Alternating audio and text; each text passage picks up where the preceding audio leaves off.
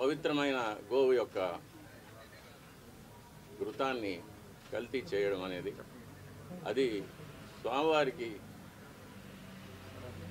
మనకు జీవితాన్ని ఇచ్చే స్వామివారికి ఇటువంటి అపచారం జరగడం అనేది చాలా విచారకరమైన విషయం. ఇవన్నీ చూసే పాపం కూడా మనం చేశామా అనిపిస్తుంది ఒక్కొక్కసారి. దీన్ని ఎన్నోసార్లు అప్పటి ఈవో గారికి, చైర్మన్ గారికి దృష్టికి తీసుకెళ్ళి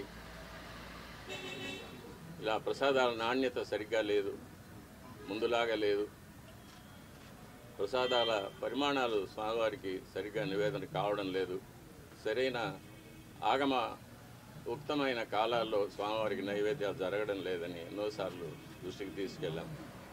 కానీ లాభం లేకపోయింది. దీనికి మరొక కారణం నాది ఒంటరి పోరాటం అయిపోయింది.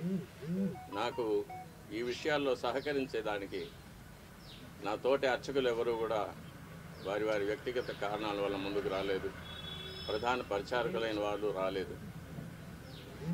కాబట్టి ఇది ఈ 5 ఏళ్ళు నిరభ్యంతరంగా ఈ మహాపాపం జరిగిపోయింది. ఫలితాలు కూడా నేను చూశాను, ల్యాబ్ రిపోర్ట్స్ చూశాను.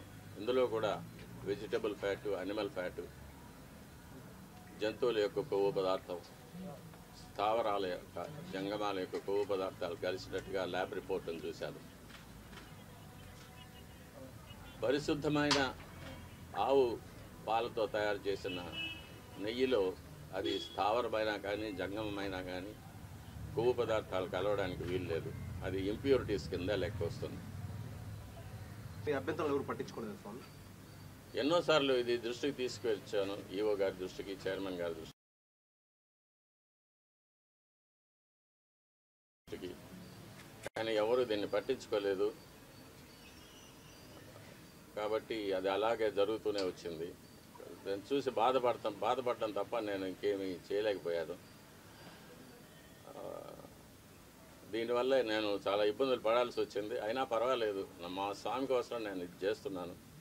మా స్వామి తృప్తిగా నైవేద్యాలు స్వీకరించి ప్రసన్నుడుగా ఉండి భక్తులను అనుగ్రహిస్తే అంతే చాలు.